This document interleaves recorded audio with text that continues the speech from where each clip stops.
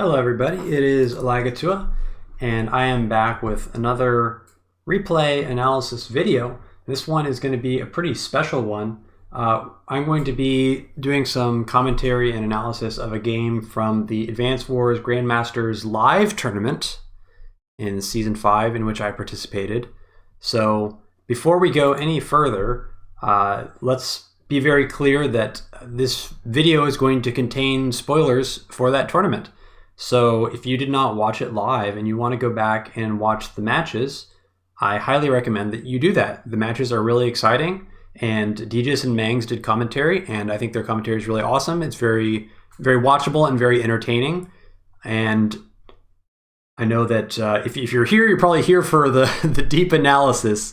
But if you're someone maybe new to this channel, you're not going to get the Mangs and Jess experience here over on the Alagatua channel. You're going to get really, really super deep analysis, and you might learn something if you play Advance Wars by Web. But if you're interested in seeing kind of the thought process that goes into a lot of high level matches, then hopefully this video will be very interesting for you. But again, I want to reiterate that this video will contain spoilers for the Grandmasters live tournament, and please watch the live VOD if you want to see all the results from that tournament before I start spoiling anything.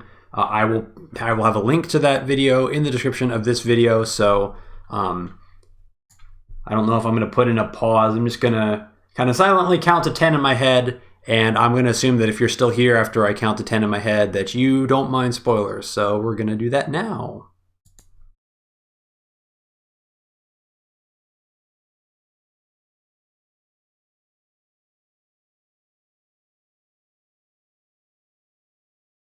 Okay, it's spoiler time. So we are going to be talking about the finals from this tournament, which was myself against a chest.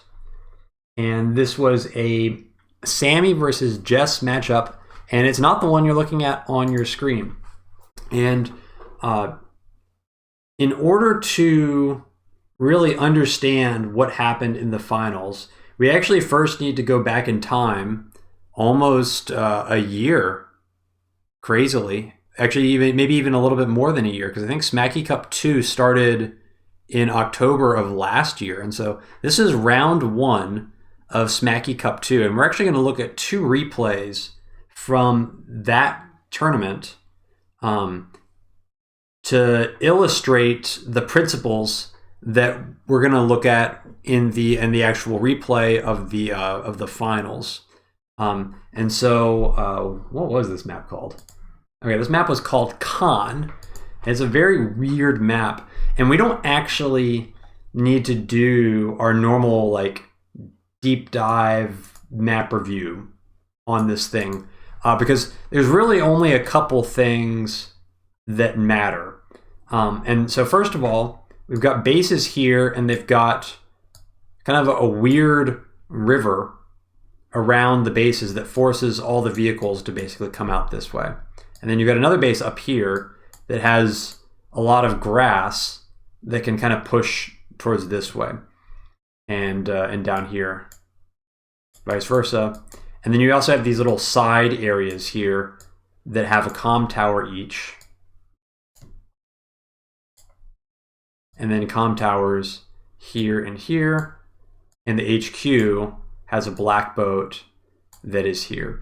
And so what everybody quickly realized is that because of these rivers that are kind of blocking all the vehicles, it turns out that Sami can use mechs very well, or very easily, because the mechs can just kind of walk across the river. And actually the number of moves to like the center line of the map is very low. A mech can get there. It's like 3 moves for a mech to get to the center. And a tank is only getting to the center in like 1, 2, 3, 4, 5, 6, 1, 2, 3, 4, 5, 6. So like, especially if you're looking at like this area, your mechs are going to get to the center ish just as fast as tanks can. So everybody saw that and was like, okay, well, we're going to pick Sami. But actually, there is another major, I don't know if you want to call it a design flaw or just a quirk of this map that quickly made itself apparent. And in this round 1, there were a ton of major upsets that happened. And the reason why is this stinking little airport, oops, ends up being very close to the HQ, which is in the center. And the actual details matter a whole lot because we need to count 1, 2, 3, 4, 5, 6, 7. 1, 2, 3, 4, 5, 6, 7. So it's 7 plus 7 to get to the opponent's HQ from the airport. That is a very important number because 7 is the number of squares that a bomber can move. And if you have 2 bombers, it will instantly kill the black boat, pretty much no matter what. Even if you don't have any comm towers, that black boat is going to die. And there's some other combinations that kill it too, like I think like a bomber and 2 copters I think is enough if there's superpower. There's some variants. You're not required just to use 2 bombers, but the important thing is that this HQ, or at least the black boat, attacking this black boat is 2 moves away from the airport. And so what this means is that if you build your bombers at the right time and you get victory march first, your opponent has to basically build a giant wall of units in front of the HQ and hope that you can't punch a hole through this wall with your army to open up any 2 squares next to the HQ. Generally, it'd be these 2 because these 2 are closer to the airport. But it kind of depends on how you set up your units and what units you're trying to break through with. As long as you can open up 2 squares next to this HQ when you get your victory march, you kill this black boat and then you move an infantry from way back here and you march on the HQ and you win kind of out of nowhere. And for the first couple of people that this happened to, it caught them very much by surprise. And unfortunately, I think the first people it happened to was Jess. And we don't even need to go through this game in detail. We're just going to zoom all the way to the kind of the late mid game of this game where there's a bunch of fighting that happens. Okay. And now critically, now we're almost to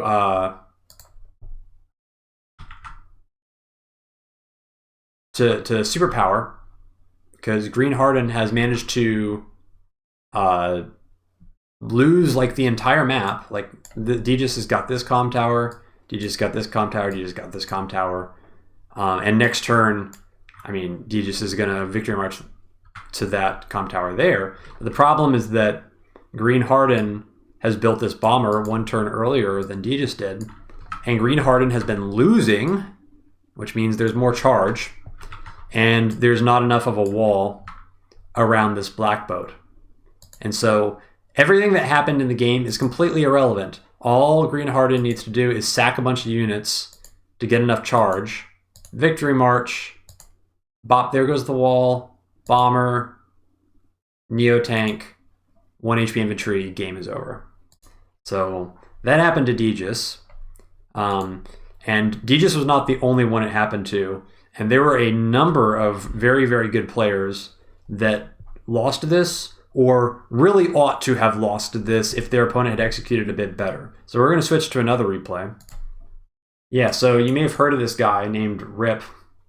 And this was a year ago, so it's not quite the same God mode Rip that we've seen in the past 6 months or so. We've all, I think, improved a lot over the year. But regardless, this is Rip in Smacky Cup 2, and he is currently in the finals of Smacky Cup 2.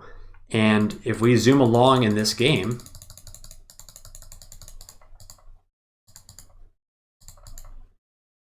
we're seeing a similar thing. frederickrants knows the cheese and is just pulling all of his units down here to threaten the HQ.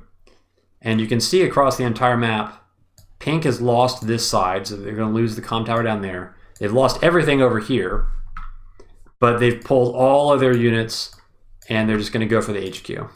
If we skip to the next turn, frederickrants up a lot on charge, but they've got the bomber, and now the bomber is in range of this black boat next turn. And so now frederickrants is thinking copter, copter, bomber, and I'm on to round 2, and that's the setup. But Rip is doing his best to defend against this, but the problem that makes it so difficult to defend against is it's so very difficult to zone out a bomber which can stay all the way back here and still make it to the black boat. There's no way that you can possibly get an anti-air. I mean, I guess maybe you could get a fighter, but how are you going to get vision of anything that's this far back? It's incredibly difficult to do anything about the bombers. You can't keep them out of range of the HQ. It's just not realistic. And additionally, what are you going to do to keep infantry out of range of the HQ? The Victory March infantry can move 5 squares. That's 1, 2, 3, 4, 5. So this infantry back here, so anything along this line here, like behind this woods, for example, so this infantry can make it.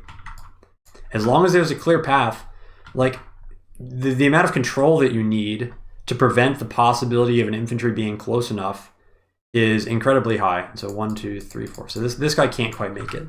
But this square is like totally uncontrollable for the player on the right side, because it's so hard to get a unit here to deny that infantry. So the only thing you can really do in this case is you need to build just a big wall of units and hope that that they can't break through. And so we see Frederick now is going to set up for the kill shot here.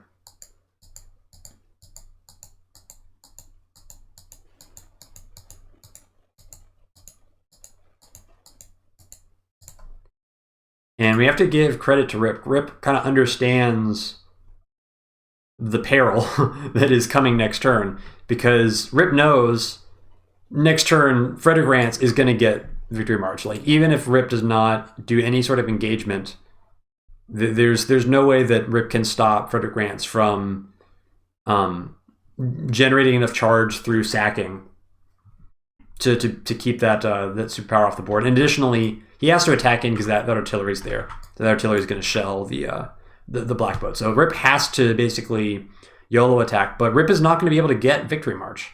It is 20k charge away. So this is a really, really awkward situation. And the one good thing for Rip is that he does get this 3rd comm tower this turn. So this kind of blocking attack is going to be really potent because of the extra attack. And so we see this kind of all-out blitz here, and pulls double time, totally gives up on the possibility of a Victory March, knowing that if Rip does not get enough damage done here, then the game's going to end. So credit to Rip for knowing the situation and being appropriately aggressive. But now, I mean, now it's time. Now it's a puzzle for frederickrants to break through. And I kind of stared at this for a while at the time, and then I stared at it again today. I don't think that there was actually a way through, because the first bomber can go in, but this copter can't get to the side here, and this copter is also kind of blocked. And I don't think that there's a way that you can get through these units. I think that's the big problem. Because if it's On this side, you can just do, so these two, well, I think this guy probably can one-shot this infantry maybe. But anyway, like, so these 3 units can get through these 2 guys for sure. Right. And then that would free up this copter to come here. The bomber's already got a path here. And then you just need this copter to be able to get to here, which requires clearing this anti-air, or clearing this copter and this infantry, which is no problem. The mechs can make it over very easily to clear that guy out. So literally it's this copter and nothing else. If this copter is not there, then the game's over and Rip has lost. Okay? So it's literally that close, but this anti-air got hit. And because this anti-air got hit, there's actually nothing available to clear this copter. So if we go back to the previous turn, actually we'll show the rest of this. So you see this copter gets down to 4. But that's not enough. Needed to get both of these guys through.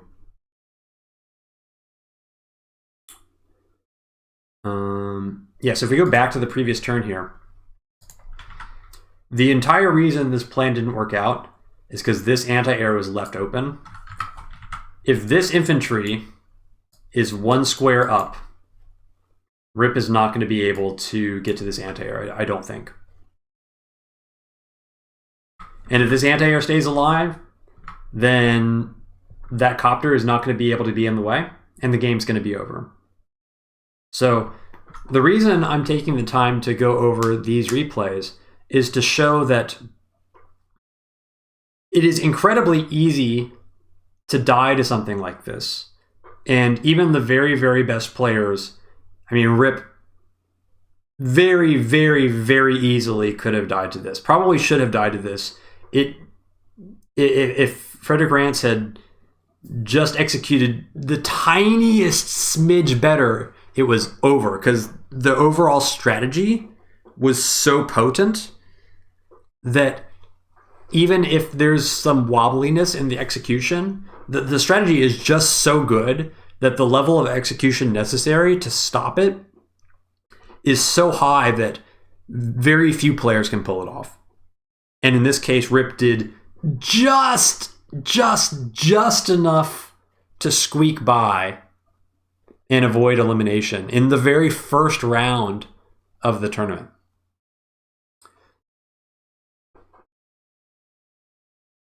So I hope you can understand why it's so hard to stop something like this.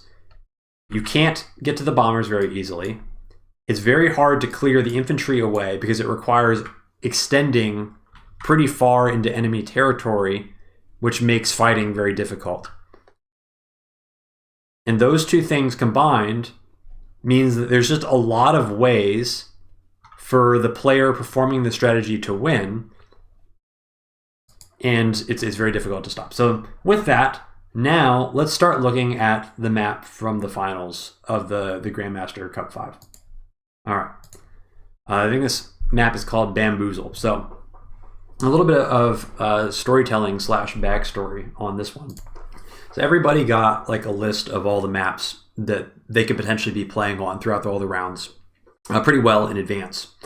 And the challenge is that you want to focus a lot on your first round match, because if you don't win the first round match, it doesn't matter how much preparation you put into the second round match. And if you don't win the second round match, then it doesn't matter how much preparation you put into the third round match. So, I don't have unlimited time to prepare for these things. And so I looked at this map and I kind of saw the layout and I did some counting. And I looked at the airport here and I was like, 1, 2, 3, 4, 5, 6, 7. 1, 2, 3, 4, 5, 6, 7. Well, look at that. We have another HQ that is 7 plus 7 away from the airport. And I literally did no more preparation on this map at all before the tournament. Because I was like, oh, tier 4, 7 plus 7. It's Sami. We'll just do this strat. There's like, it doesn't matter. Like, any halfway decent execution of the strat will be good enough. because the math is so in favor of basically winning this way. And then I started winning some matches, and after the first round match, I was like, okay, I probably need to at least start creating a plan for this third round match, and create an actual opener. And in between the first two matches, I didn't really come up with the full opener, but I did come up with I did realize that basically if you send the first infantry up here to the airport, and then you send this first infantry here instead of here, then this infantry captures this building in time for a T-copter built here to basically come around this way and then boost this guy up to here to go there. And so once I figured that out, I was like, okay, well, we're going to do something like that, because that seems really good. And we want T-copters anyway, because this map is just like really mazy. But there are some downsides to this build. One, so you're actually sending the first infantry to the airport instead of the base in this corner. So that's actually just costs you 1 infantry straight up. Like if you're capturing this base 1 day late, that means that's 1 less infantry that you can build because you have 1 less day of 1 base. Additionally, if you're sending this infantry this way, then you're not sending it this way. And that actually lessens your ability to get to this comm tower because you're basically delaying your infantry that's pushing out towards this direction. So there's some trade-offs in the opener, but I felt like if you can get into the center, like there's just a lot of chain properties here, and I was like, okay, if we can just get to like here really fast, then it's likely that we can establish like a pretty decent income lead, or at least just kind of focus on this area. And I think that ended up being a pretty decent plan overall, but I didn't fully finalize the opening that these like exact moves that I was going to do until after like we had a 30-minute break. Actually, it was more like an hour. It was like HS had to finish their match, and then also there's a 30-minute break after that. So I had pretty much finished my opener, like move for move up through like day 9 or whatever, by the end of HS's match. And then I didn't even use the break at all to prepare. And I should have, because what I realized when I started playing the finals is that I basically created a bunch of images of like what I was going to do. And the images were like not in sync with each other, because I had like changed what I was going to do halfway through. So like starting at like day 5, like my prep kind of fell over again, just like it did in the first match. And I started having to improvise my cap order. Like, so it did not go smoothly at all. And I guess to get into the game a little bit, because there's other videos kind of analyzing all the turns day by day, we're not going to go through every single turn in as much detail as we would maybe in a normal review. And I don't think it's necessary so much to focus on the tactics of this match, because it is a live game, and each of these turns is played on a 2-minute increment, which is honestly kind of a lot. Like even for me, I didn't really feel like I was constrained by the timer that much. But there are some things that in live gaming, you don't really have the same luxuries. Like I think it's very hard to like use the damage calculator because it just takes a lot of time. In this particular game, the site was also being a little bit laggy, so that was kind of frustrating. And tactically, it's not as smooth. Like you're not going to be as good putting together your attacks. It's easy to miss things. You can't really go into the replay to like see what happened. So you have to be paying really close attention while everything is happening. Because if you miss an opponent's move, or you see it and it happened at like the beginning of their turn, and then 2 minutes pass, it's gone. You totally forgotten about it. So there's like a lot of aspects of the game that are present in live that make it a lot more challenging, and honestly kind of lower the quality of the tactics, so to speak.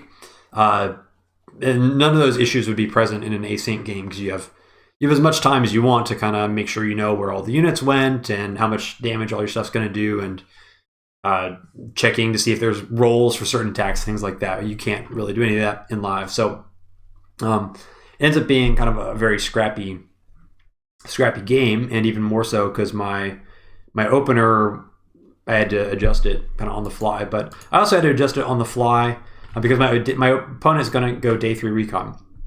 Now, we might switch to my vision at some point here because it is, it's one of my videos, so we gotta play on our vision only. But I may kind of pop in and out of my vision just to highlight some things, since I think probably many people have seen this from both perspectives. So for now, let's just turn on my vision, and we'll go over this way for a while.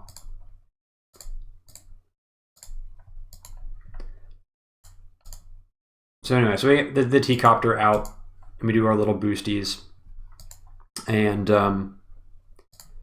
yeah. So then the day 3 recon shows up over here. Honestly, it's not a huge shock to see a day 3 recon, especially on this map, especially like Jess versus Sami.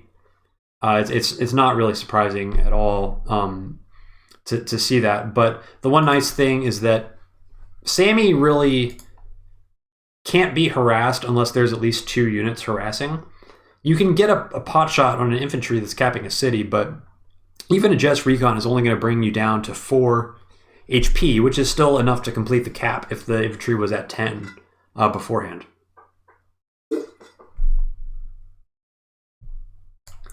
Additionally, we got the T-copter, so we're going to be able to get infantry to the front very quickly, just because Sami transport copters, they can move 1 extra square, and we've got this base in the back that it's so far back that it's really not very useful unless you have T-copters to help boost the infantry. If you're building vehicles from this back base, like, it just takes forever. You can't send them this way because this mountain's in the way, so they have to come like, up this way through the middle, and so there's just like a ton of grass and forest this way, so you can't like build any recons back here. So if you're going to go for like early harass, because all your vehicles have to come from this base, but then all your infantry are coming from this base, which means that all your infantry are really slow getting out into the map because you get your vehicles coming from here. So these vehicles are not infantry. So if you're doing early harass, it's really kind of a double whammy for your economy because you're taking your best infantry base that's helping you get infantry out to get captures, and you're instead turning those into vehicles, and then your capture infantry are all coming from back here, and they got to go a long way. So I'm repeating myself at this point, but anyway, the point is that if you're going day 3 recon on this map as Jess, you really need to do a lot of damage in order to compensate for the damage you've done to your own economy with building early vehicles. And even more so on this map than in other maps, because in other maps, your second base that you would be building infantry from and not your vehicles is so far back compared to where it would be on other maps, where other maps maybe, this is still able to pump out infantry and get them out on the map pretty quick and doesn't hurt you that much. But here it's like, once these properties are taken, like people got to hike like 3 or 4 moves to get anywhere else. Yeah. And this recon being here doesn't bother me at all. First of all, I see it, so I know that I'm getting day 3 recon, so that's good to know. It's not going to surprise me. And I see it, so now I know, this guy can just go here, and who cares? He's still got a city to go to, and this guy's got a city to go to. So even though like the recon's early, this recon is not costing me any income at all.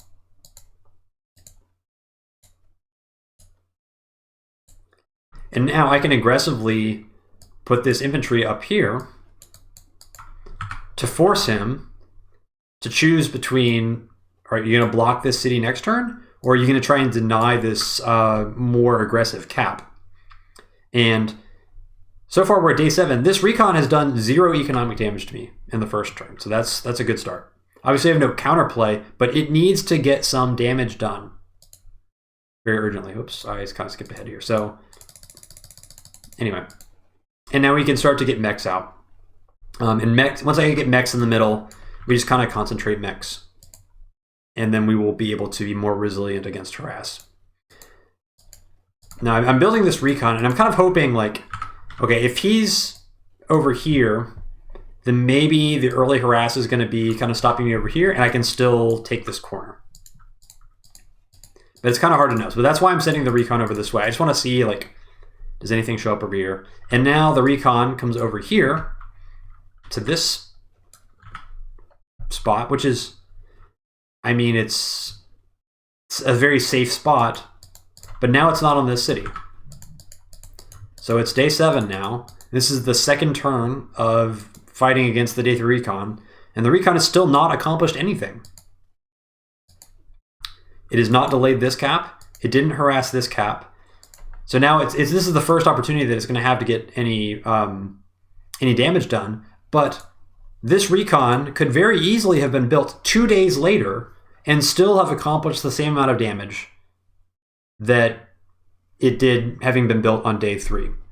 So over the next couple of turns, you're going to see me lose a couple of infantry here and there, but it's also important to note that Jess is undergoing a economic sacrifice to get that recon out so early, and the earliness of the recon did not actually accomplish anything. And that's very important as we kind of get to the mid game, and we'll talk more about the strategy, but ultimately the highest level point is that Jess needs to find a way to really have a decisive victory before we get into the late mid game, because the late mid game is where the victory condition for Sami starts to come online. And we'll get more to that in a little bit, but Jess has to win. Otherwise, Sami wins. And Jess has not won enough with this opening so far. And so this is really nice coverage. Like, I'm able to get out onto the map, and I've been totally ignoring the comm towers. And I'm just really focusing on economy, because in my mind, I know that if I split the map and then just trade even up to victory march, I have a victory condition that's very, very difficult to defend against. So I don't need to go crazy. I don't need to make anything happy. I don't need to, come up with any kind of brilliant plays. I just take what I can, keep my vehicles alive, build my income, stay kind of grouped, generally speaking, with my power units, and it's probably going to work out pretty well for me. And we can put this mech very aggressively here. We don't care that he sees what I've got. We don't need ambush mechs here. We just need mechs in the middle because we got the tank covering. So if the recon attacks into the mech, the tank will come and finish off the recon. So that's a bad trade. For Jess, you don't want to lose that first recon. This recon has to get a lot of harass done. Otherwise, it's not going to pay for itself. And we might lose this infantry. But if there's not a second unit to finish off this infantry, then we're still going to get the capture, even if the recon attacks it. So it's fine to go for this, because either we're going to learn that there's like a second recon along with this one. That'll be good to know, because if there's 2 recons, then that probably means we're in decent shape over here. Or there's going to be like maybe an infantry. But if there's an infantry here that denies this, that infantry otherwise probably would have gone here and tried to capture this city. So if Jess is being forced to fight with infantry, that is actually also damaging Jess's economy, even as it damages mine.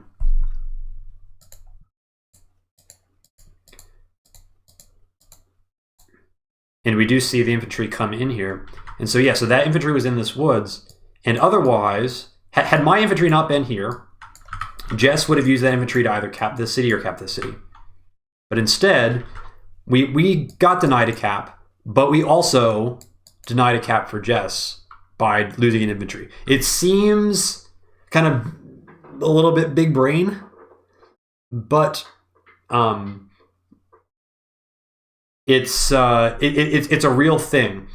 And in a few turns, we're gonna turn on the lights here, and you're gonna see that we're gonna be able to very concretely calculate and verify some of the theoretical things that I'm kind of saying here. Like, in theory, just to take an economic damage by killing all my units, sounds kind of sus, right? But we'll kind of quantify that in a little bit to show you that it's actually true.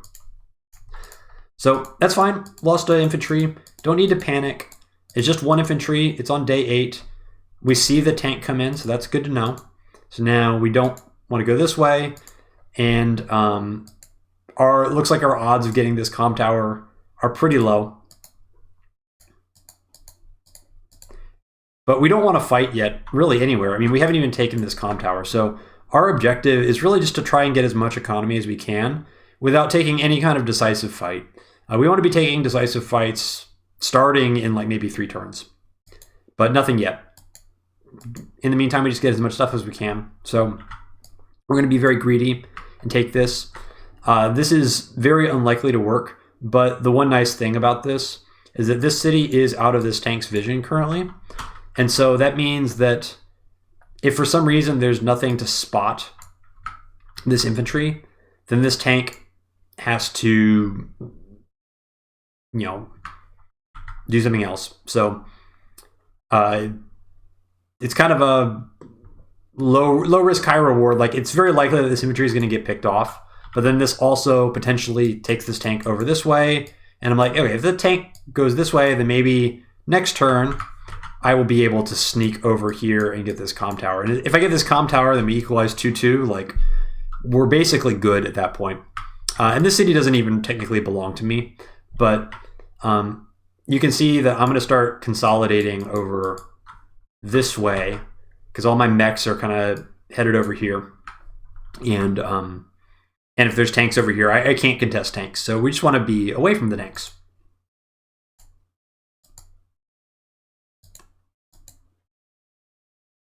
So we get some good vision here. So and we're kind of even with caps in the center, more or less. But we got a lot of infantry because of the T-copters. And even though we've taken some harass, like, we are getting to like this city first.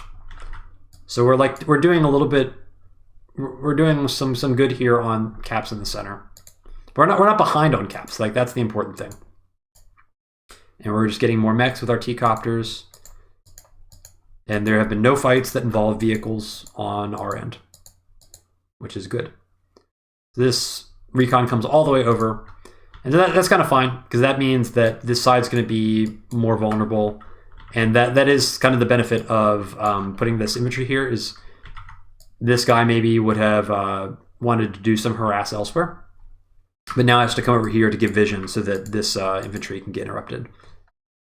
And then this guy comes down. Who knows where he was originally. But I guess, I mean, it's kind of hard to say. Like, if he's here, then... No, let's turn on the lights for a second. Yeah, so the fact that he's here, so he must have come from here, right? Yeah, so he comes from here. So because he has to finish off this infantry, this city gets denied for a little bit, because this was the infantry that was supposed to go to here. Okay. Okay. So anyway, lights back off. So yeah, so we lose an infantry, but this infantry dying also creates an economic penalty for Jess.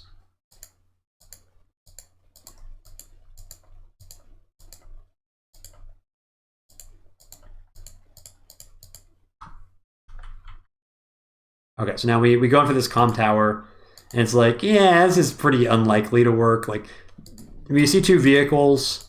They're probably not the only vehicles, but this tank is out of range of the comm tower. So if these are in fact the only vehicles over here, and we don't see any infantry in range, then it is theory, like if there's only one infantry here, then we could potentially get it. So I know I kind of got laughed at by the people who have full vision, but from my perspective, there's really no reason not to go for this, because getting this would be so good. And if not, then we're going to learn about something that we didn't know before, which is like some unit that is going to kill us. And also, we don't want to fight yet. We want to fight starting next turn, because this is when our first comm tower is going to come online. So we've kind of been stalling and capping what we can. And we go in here, we see another tank, and we're like, okay, now we're ready to actually defend this property. Like, we haven't been really defending anything. We lost this infantry for free. We lost this infantry for free, even though it wasn't actually free because they delayed caps. Both of them delayed caps. But now we've got stuff over here. Now we can defend this. So it's kind of like the illusion of helplessness. Like we've created this illusion of, oh, like we can't defend any of our infantry until later on in the game. But now we're actually online, and we've only lost. Is it 2 infantry at this point? We lost 2. Yeah, we lost 2 infantry at this point. It's not that bad. Okay, so now we see a tank. And we see another tank that was hiding in the woods here. So we see 2 tanks here. And this is, amusingly, the moment that I knew I was going to win. It's a very simple principle. If there's enough units over here, and all my stuff is over here, there is absolutely no way that anything that Jess has can match the amount of stuff I have over here, because we have roughly the same income over the course of the game. So if I have literally all my crap over here, and we've seen 3 tanks over here, because this guy was out of range, right? So we've seen 3 tanks and a recon that were over on this side of the map. So we are definitely much stronger than Jess is in this area. So we can just go here, and okay, this comm tower belongs to us. Like, it doesn't matter that we lost this guy.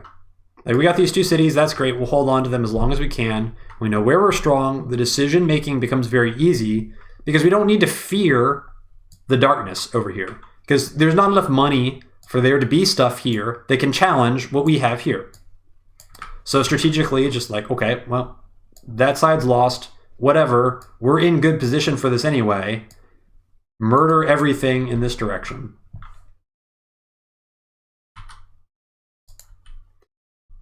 And this tank gets real feisty and comes in here.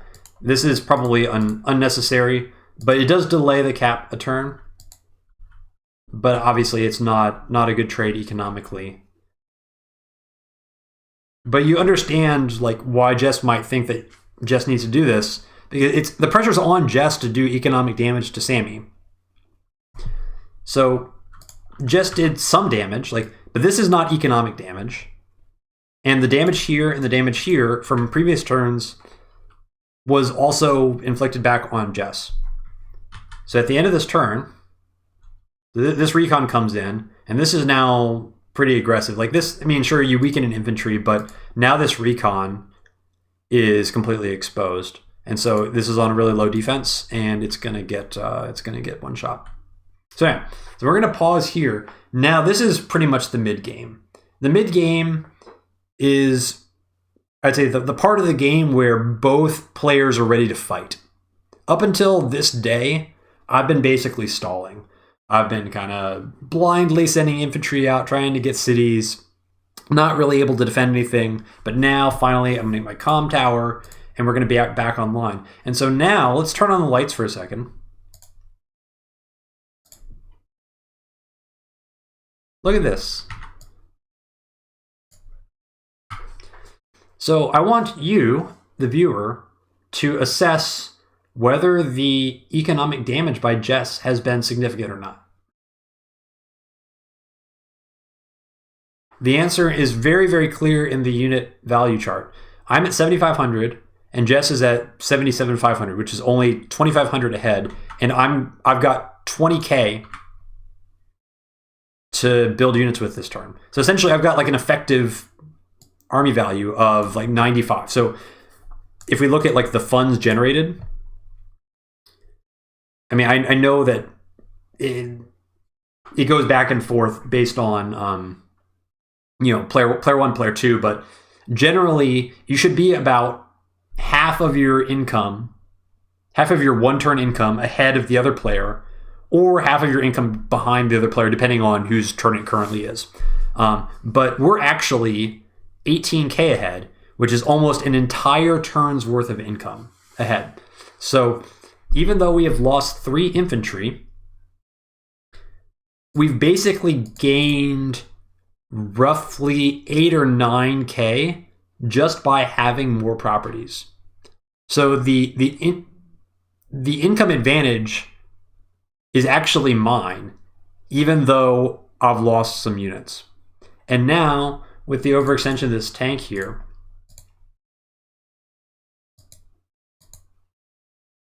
first of all, I pop this recon. Tank for recon is just always good. Like you limit the vision over here. I've got lots of units that can wall for this tank as well. We can deny this Sami infantry into Jess infantry. Like this cap is never happening now because it's down to 4, so it's going to take 3 more turns. So that infantry is totally kaput for a while. This guy can run away because there's like a bazillion tanks over here. This infantry, I mean, we don't need to fear anything over here because we're really strong and there's all this stuff down here. So we can just attack anything we see. Now, this is something that came up, I think, in the live commentary. I think maybe they questioned why I didn't pull this guy off the city. And the reason is, if there is... So if we turn on the lights for a second. Well, let's turn on the lights correctly. They were saying, like, what if this anti-air was actually a tank? And the truth is that it doesn't make any difference whatsoever. If this anti-air was a tank, then instead of it being a one trade, one tank dies for nothing.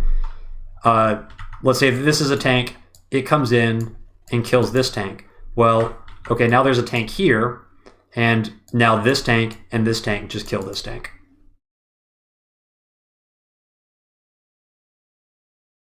So it would be, instead of one tank for 0, it's 2 tanks for 1. So it makes absolutely no difference that this was an anti-air instead. Anyway, lights back off.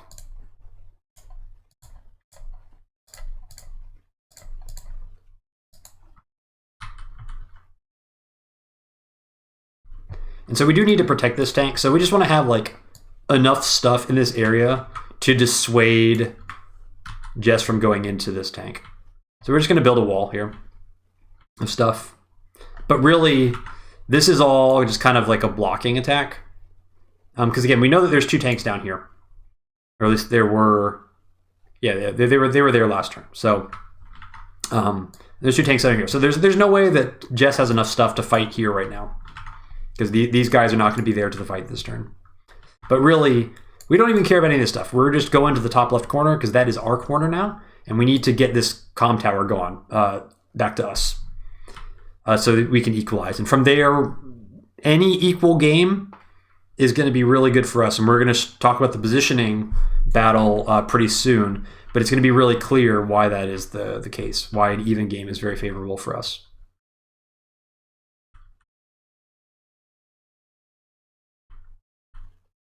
Okay, so basically everything retreats. But this is not far back enough. Like, we're not scared of anything here. Like, we don't care. We can go in on this aggressively.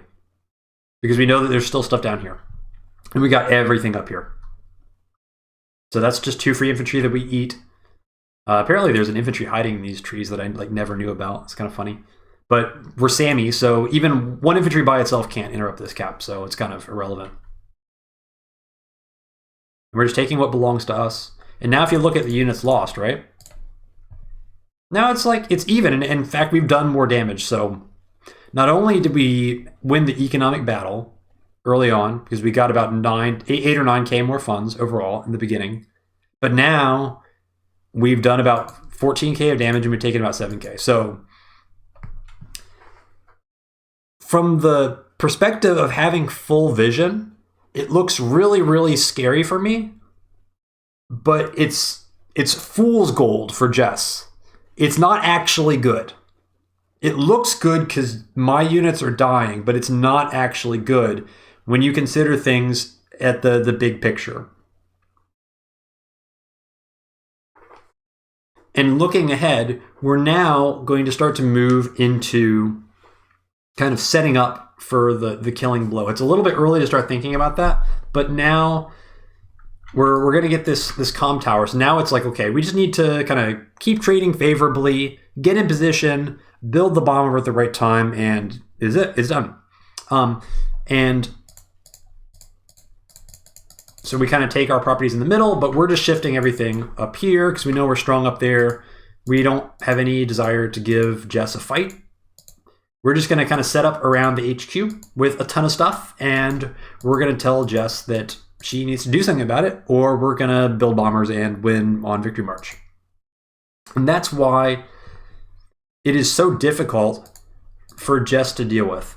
It's the positioning that makes it incredibly difficult. And now I think now is the appropriate time to pause and explain the nitty-gritty of why this positioning kind of dilemma for Jess is so incredibly difficult to overcome. So again, we talked about the 7+7 from the airport. So our bomber is going to be 1, 2, 3, 4, 5, 6, 7. So the bomber is going to be in these woods. Obviously, there is no freaking chance that Jess is going to be able to get any units in here to fight the bomber. Like that, duh, right? It's not going to happen. That's way too far back. And additionally, for 5 squares away from the HQ, so that's 1, 2, 3, 4, 5. So that means the infantry can be all the way back here and still make it to the HQ. This is really far back. This is 1, 2, 3, 4, 5, 6, 7, 8. This is 3 infantry moves from this base that Jess has to control in order to keep this HQ safe from infantry. So if you remember Khan, it's actually even more difficult to defend than it was on Khan, because the proximity to this base is even more exposed than it was on Khan. At least on Khan, the enemy HQ was between the strong side and the weak side. But if you look at the bases here, 1, 2, 3. So if you look at where these bases are strongest on the map, it's just where they converge in the middle in an efficient way. And so if you look, they go here, here, haha, made a funny shape, and then here. So this is literally the strongest area on the map for Sami, because this is the convergence of all 3 bases. And you compare it with Jess, it's much, much farther away. So, right, I guess you could kind of go around this way, but it's only this base, right? Like this base cannot very easily reinforce in this direction because this mountain's in the way, so it's pretty slow.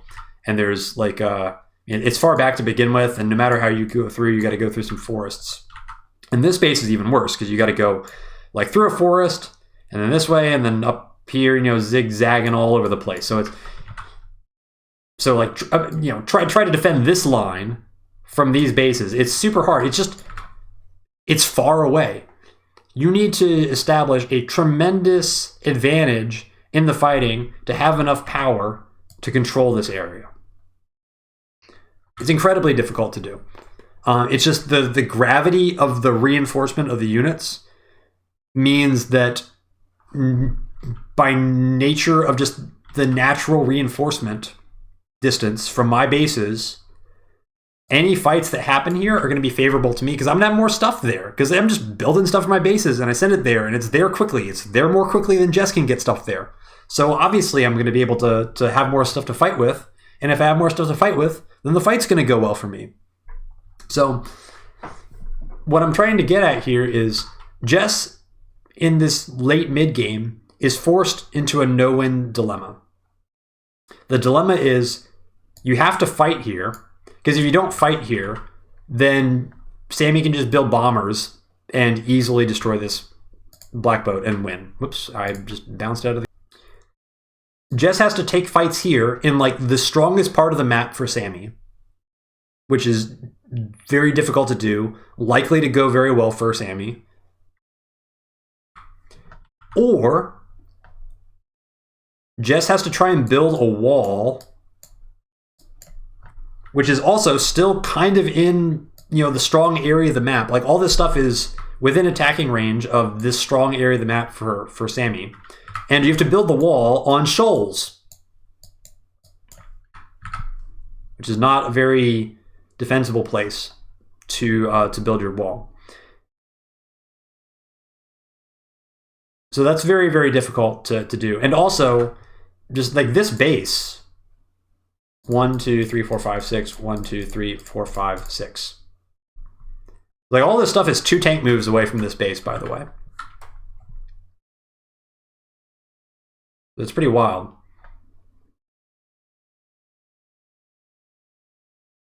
And what I really should have had like a T-copter like over here. That would have been the play to like get infantry like up this way. That would have been pretty cool. I didn't think about that at the time. I guess it is technically more efficient to do it this way, but anyway.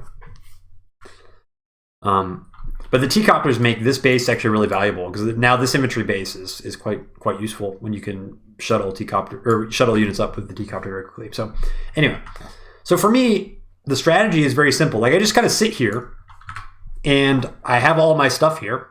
We're gonna be on an equal map, 2 comm towers to 2 comm towers, and just be like, if you don't fight me in my strongest area, then in like 5 turns I'm gonna have to do bombers and I'm gonna kill your HQ, and there's nothing you can do about it. So strategically, there's just no good options for Jess to deal with this once you're in this situation.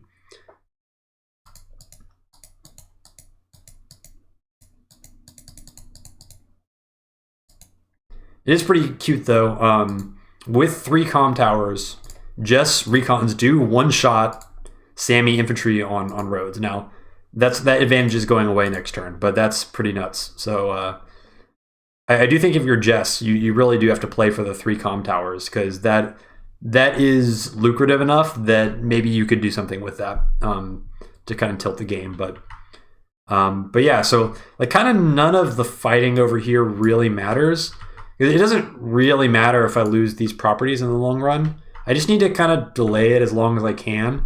But ultimately, the game's going to be won over here, and nothing that happens over here really matters.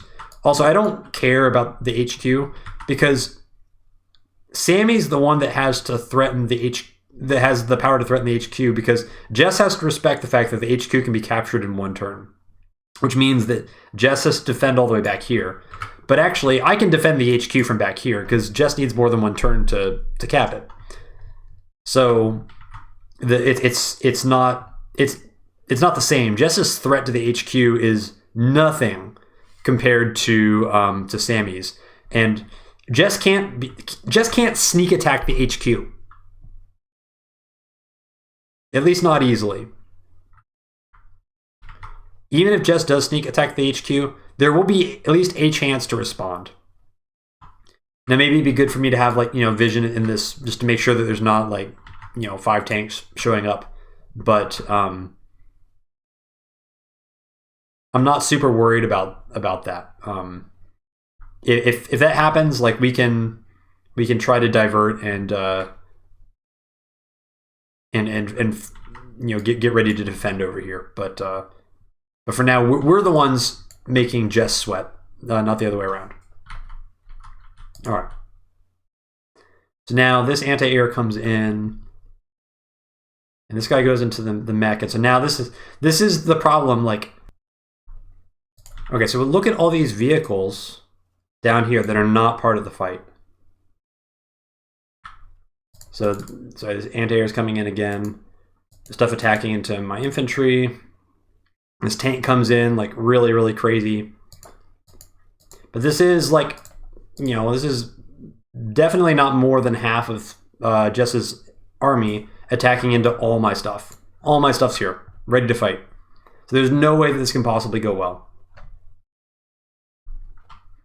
Now maybe Jess could have waited, I guess, but even then, like, any fight later on over here is just going to be further reinforced from this base and with copters from here. It's not necessarily going to get that much better. Like, the more time I get to shuttle mechs up to this area, like, it's still, you know, later on it's going to be just as hard to, and also next turn the comm tower is slipping. So there's not really a good time from here on out to take this fight. And honestly, I kind of bungled this fight a little bit. I didn't realize that this mech probably is going to one-shot this anti-air. I could have played this fight better tactically, but that's live gaming, right? Like, the fights are just not going to be quite as clean. And like, the idea was, like, I wanted to kill this infantry too with this guy, so I needed to put something here. I don't know. I'm sure if I had more time, I could have come up with something a little bit more efficient. But regardless, it's still a really good fight for me. And now, if we look at like kind of the stuff that's been killed, right? Like, I mean, I've not only am I doing quite well, I'm still almost a full turn's income ahead overall, which means I've been getting more funds overall the whole game. But now I've done significantly more damage in terms of the fight. So now, and it's not like HS is being stupid or anything like that. It's just the high level strategy and of this game forces Jess to need to take fights that are suboptimal.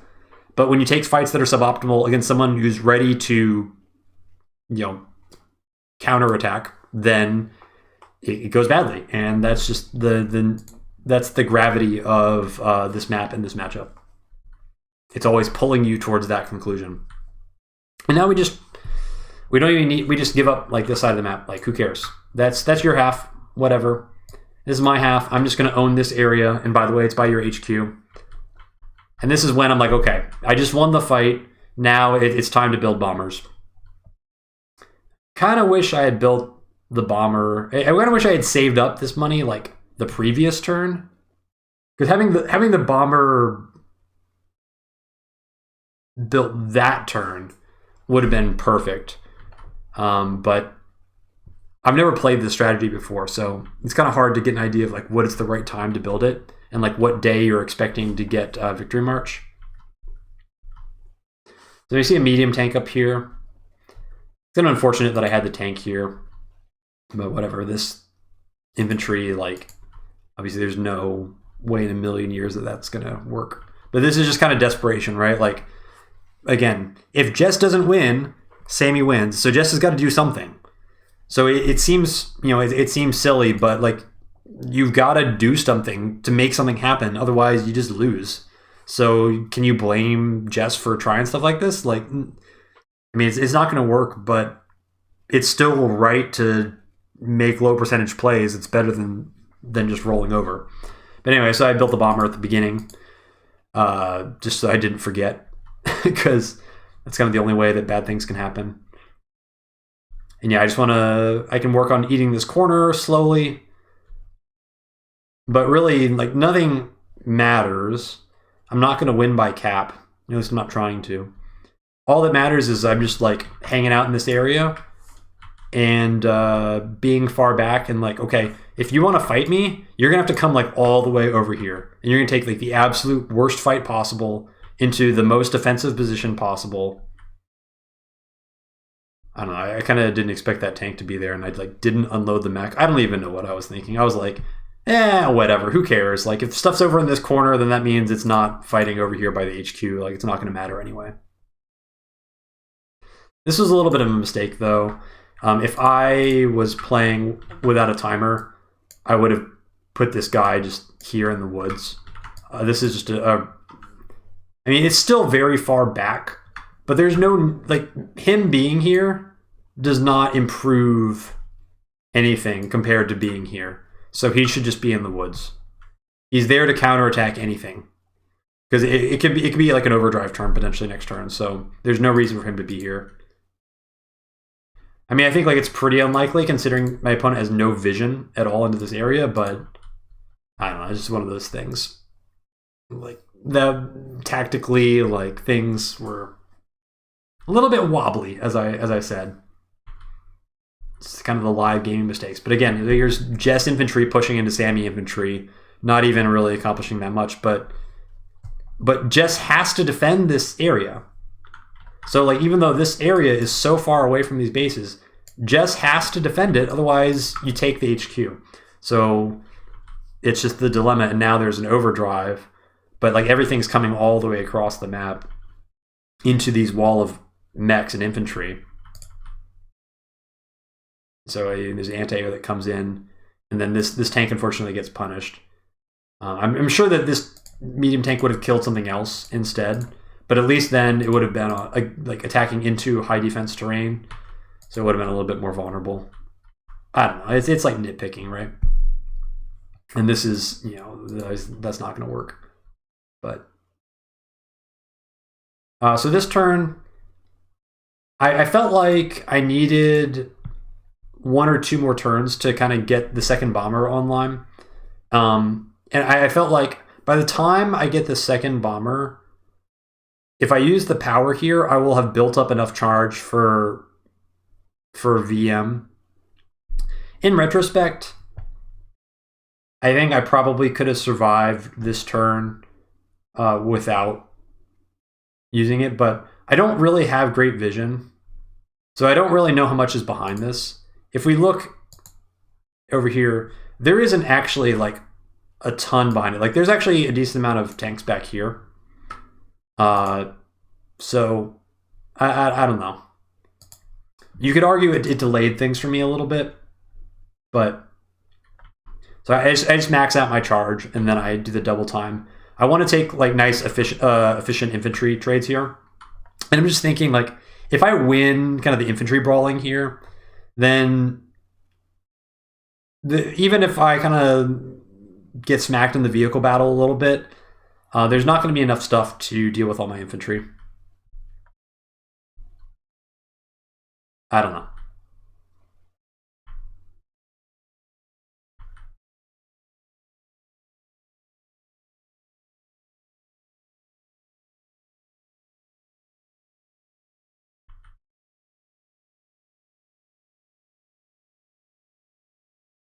But yeah, this is just a very defensive position, and I know that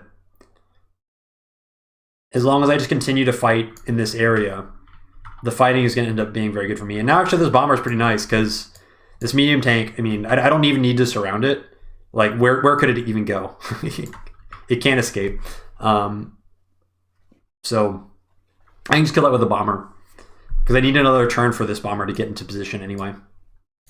So it gives it something to do.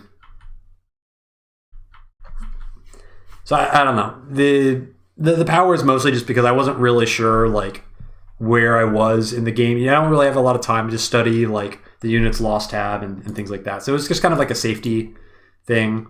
In the end, like the KD is like pretty even again, which is fine, because again, we don't need to like decisively win the unit fight.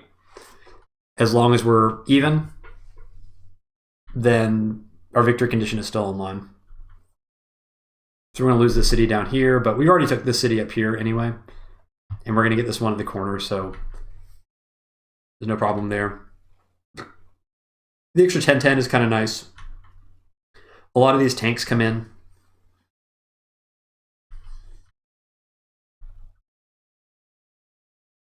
It's like actually kind of a lot of tanks. Like when I saw these tanks, it's like, oh, that's kind of a lot. But I do have the copters, so it's not the end of the world. And I can remove this medium tank. You know, my bomber's pretty far back, and it's kind of hard to imagine you know, any anti-airs reaching this. And I just need to make a wall for the bomber and make sure that no straight anti-airs can get to it. Because we're looking at like potential victory march next turn, considering the amount of brawling that's going to happen. And we're just trying to remove unit count because like this anti-air doesn't need to live. Maybe I should have been a little bit more careful with it. I don't know. But I don't know. I'm just trying to like remove units that could potentially be in the way of this black boat. This is actually kind of a nice defensive position. Like this tank is in the forest. We got a lot of infantry in 5 move range. And we're just, again, just trying to reduce unit count. Like it's very, very difficult for Jess to be able to remove, how many infantry do we have in range? 1, 2, 3, 4, 5, 6. 1, 2, 3. All right, so this guy's not in range. But we have 5 infantry that are in range for the cap. So it's just very hard to lock down this area.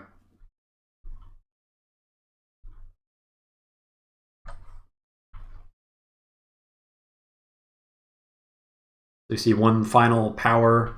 Fortunately, that anti-air can't quite reach the bomber because there's just enough stuff in the way that it can't get there. And a lot of infantry die, but there's not enough stuff to kill all the infantry. Actually, this fight went pretty well for Jess. Like, I really think that the last 2 or 3 turns went about as well for Jess as you could ever expect. It was probably, if you're going to fight in this area of the map, which should be really good for Sami, like, I don't think there's any way it could have gone much better for Jess. So even this was pretty good for Jess, but it's still not even close to enough. Because now I can just, all I needed was 2 turns next to the black boat, or two squares next to the black boat, and we can just pop it. And that's the end. So it's really hard to defend against that. That's kind of the point. And if it's executed well and deliberately from the very beginning, you really have to play well to stop it. And I even think that a lot of things went well for Jess that could have even been better for me, whether it be like just kind of some sloppy things or bad luck or things like that. But I really think that, the popular consensus was that the early game went really well for Jess, and I strongly disagree with that. I think the early game was totally fine for me, and maybe slightly favored if you consider the big picture. And then, yeah, once this guy got clocked, I knew that in the long term I was just going to be able to take everything up here and equalize the comm towers, which is pretty important just to make sure that I can fight well. And then as long as I fought over in this area long enough, it was going to be really hard to stop the bombers, and that's why I was so confident. So anyway, that brings us to the end of this video. I don't really need to analyze anything more than that. It's just the benefits of having a clearly thought out strategy and executing it good enough to get the win. Yeah, thanks to everybody who watched this tournament. It was a lot of fun. Yeah, I'm just really, really excited about how everything went. I might do some other videos going over some of the other games, but I haven't decided yet. So if that sounds interesting to you, let me know. I definitely learned a lot. I really think I have even many things that I could improve on after the tournament. Like there's just a lot of things in the prep there's some things in the prep that went really well, but like the fact that 2 out of my 3 games had openers that I had to improvise because I like messed up the move plannering. That's just like, okay, we gotta lock that down for next time. Like that's just sloppy. So anyway, we'll learn from that. But in any case, thank you for watching. Say hello, subscribe to the channel if you haven't already, and you like this kind of content, and we'll see you next time.